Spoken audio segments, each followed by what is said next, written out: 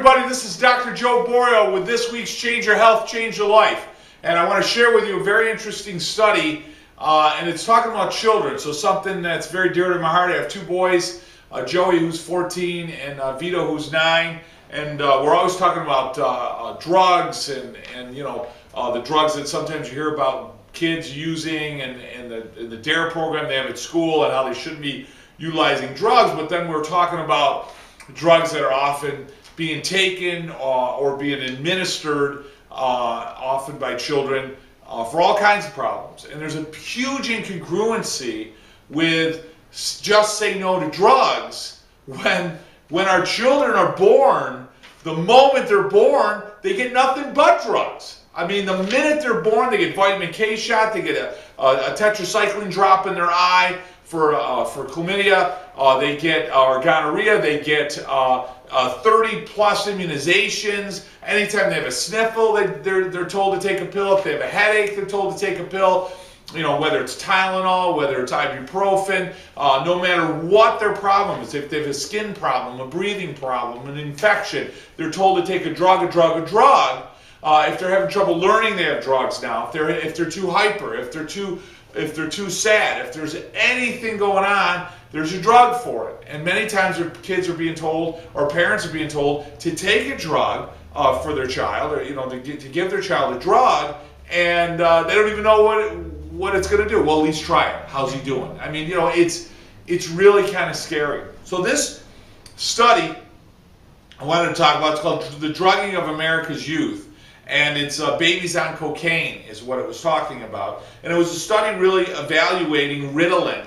And they used one drug, but it really goes into all different types of drugs, and it really starts to bring into question whether or not these drugs are necessary, what other types of choices do we have, why are these children sick in the first place, why are these children having problems, are they having problems? I mean, that's the other question. You start talking about Ritalin, you know, we look at kids with ADD and ADHD, you got to understand, many times they're the smartest kids in the class, they're the geniuses, they're the kids that their brain processes data and information, and they can process it and spit it out faster than the average. Yet we're dumbing these kids down so that they can sit in the classroom, as opposed to recognizing the fact that their brains are beautiful and they have something different and unique going on, and that require a different setting to learn, but it doesn't by any means require them to be doped and drugged for them to sit in the classroom with everybody else. So anyways, in this study, they're talking about under federal law, Ritalin is classified as a Schedule II controlled substance, the same classification given to cocaine, to morphine, or opium. In addition, Ritalin has now been shown to cause a long list of side effects, including depression, fatigue, paranoia, irritability, bedwetting, cancer, suicide, mental retardation, as well as all kinds of stomach problems, skin problems, liver problems, and so forth. So the drug actually causes receptor changes within the brain, but the drug doesn't just go to your brain when you swallow it, it goes all over your body. So now your whole body has to deal with that drug. Well, some children did not show outward side effects. There's still long-term damage. And now we're really starting to understand that Ritalin has many more long-term problems than was once thought, because now we're seeing the effects of children taking it for a long period of time. It is now responsible for more street crimes than any other drug, as it has been sold on the streets and being crushed up and snorted or injected into the veins. America is by far Ritalin's greatest user, being used up to, in some school districts, 70% of children in some schools. I mean, that is absolutely disgusting. It is incomprehensible that now we have 70% of our children have ADD and ADHD. No, what we're doing is we're setting up a school system that is, and not to get too deep in the school system, but we're setting up a school system to institutionalize our children, that we want them to walk in like robots, sit down, I'm going to teach a class, no one's allowed to move, no one's allowed to utter a word, that's what they're supposed to do, I'm done with class, they move into the next class. I got to tell you something, That isn't how the human body learns. The human body and brain process data through movement, through kinesthetic movement, through listening, through hearing, or through visual, through touching things. And not only that, we're seeing now through science that the brain actually learns and hardwires the data if it's learning while it's in motion, while the body's in motion. So the idea that children are supposed to sit still and watch a presentation or sit still and listen, that is exactly the wrong way that children learn. So what we're doing is we're setting up this system. Children don't fit, rather than looking at the system and questioning and going, geez, here's all the children, 70+% aren't learning that way. I got an idea. Rather than change the system, we're just going to dope up the kids so that they can what? So the kids can sit there in a classroom under drug, dope them up, dumb them down. And then now we're seeing these kids with all kinds of paranoia and depression. We're seeing children doing suicide. We're seeing children killing their parents and killing grandparents and going off. All these kids are on drugs. All these kids are on some kind of medication. You know, we got to start looking at it, America. We got to start waking up and saying, holy mackerel, I mean, we're losing it. We're losing it. We're trying to make everything fit. We're not following rules. We're the principles and laws of nature. We're not looking at children going, you know what? Children are meant to jump around and bounce around. Let's set up schools so that they can learn in the environment in which they're meant to learn, as opposed to sitting in some class that they were never meant to learn exactly that way. And then because they're not fitting, we're going to dope them up. It's disgusting. It really is disgusting. So, we talk about these DARE programs in school. We tell kids to say no to drugs, and yet everything they do from the minute they're born is nothing but drugs.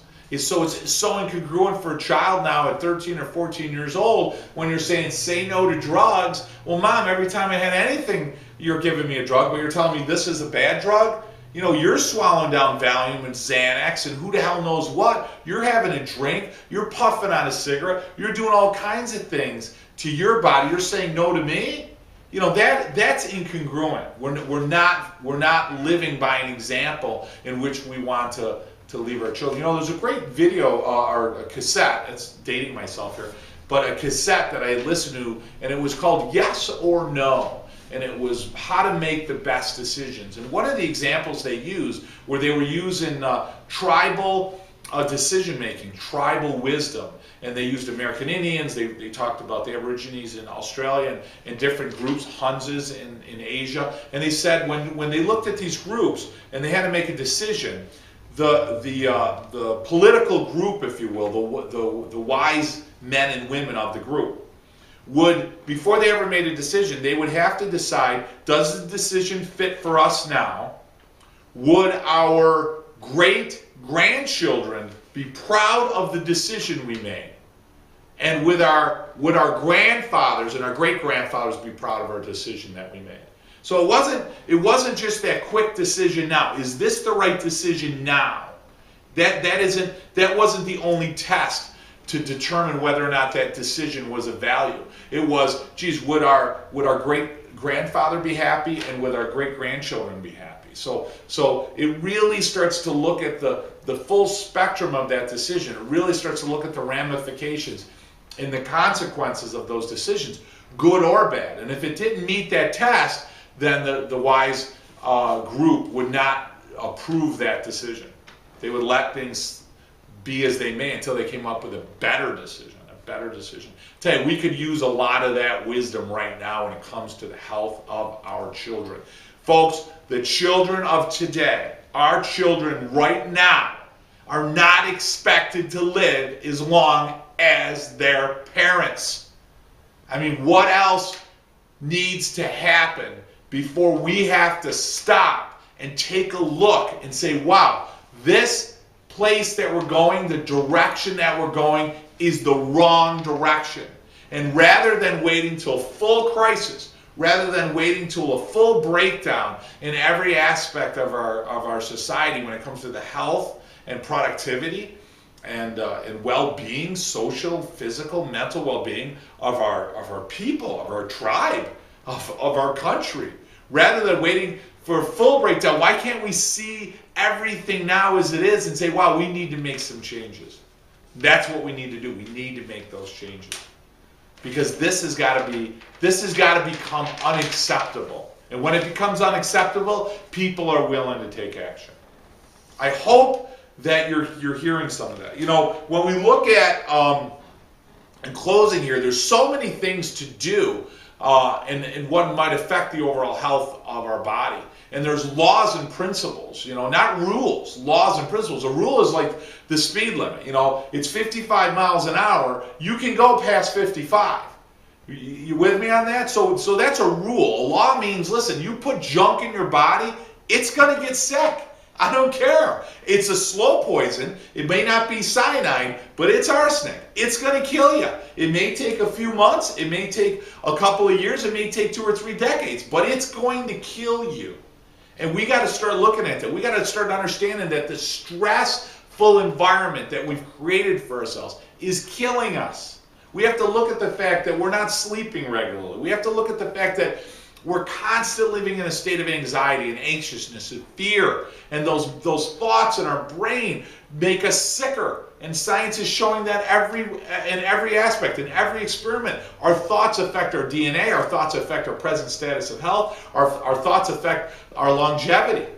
We have to start looking at our nervous system. And we got to make sure that we get our spine in good alignment with adjustments to make sure the messages that my brain is trying to send my body to allow it to work as well as it's supposed to, and my body's trying to send it back up to the brain, that all those messages are getting there. The body's working just the way it's supposed to. Those are laws. They're not rules. You can't violate the law, because when you violate, or at least attempt to violate the law, you lose. You will always lose. And folks, we're losing because we're violating those laws. We're violating those principles. And we have to step back and say, how was it meant to be? We have to step back and say, this is how the body was meant to function. This is what the body needs. This is the environment that suits the body best, rather than saying this is the environment that suits the economy or our crazy lifestyle best, so therefore we got to put a bunch of drugs in our kids and on ourselves as adults so that we can better cope with society, which is only making us sicker. I mean, folks, you got to understand something. Our healthcare system not only is in crisis, it's going to bankrupt us. And nobody seems to be paying attention to it. And it's pretty scary. Guys, not to be bleak, but I'll tell you, and I always try to end it on a positive note, though this will be tough today. I want you to take some action. I want you to look at the environment that you're living in. I want you to look at the environment that your children are living in. And I want you to ask yourself that question. Is this the best environment for them? And if it isn't, make some small steps. Start today to make some small steps to make it better. And it may take a couple of months, it may take a couple of years, but I can guarantee you this: nothing will change if you don't make any changes. Nothing will change. And if you make even some changes, it still makes a benefit. And it'll help, hopefully, influence other people. Guys, it's been Dr. Joe Borio. Remember to eat well, exercise, think good thoughts, drink a lot of good water. And remember, you, your mother, your father, your grandfather, your uncle, your cousin, your co-workers, everyone you know, you got to get them on a regular chiropractic care. Keep those nervous systems healthy. Keep the brain messages, the signals going up and down the spine, making you a healthier you. This has been Dr. Joe with Change Your Health, Change Your Life. I'll talk to you guys next week.